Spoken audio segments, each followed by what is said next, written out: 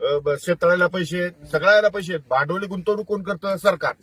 शेतकरी करतं का? ठीक आहे, या शेतकऱ्याचे 15 मिनिटं एवढं आहे. कोकटे साहेब एकच मिनिट हा. बोला. आणि रेग्युलर कर्ज भरायचं का बरं लोकांनी भरायचं?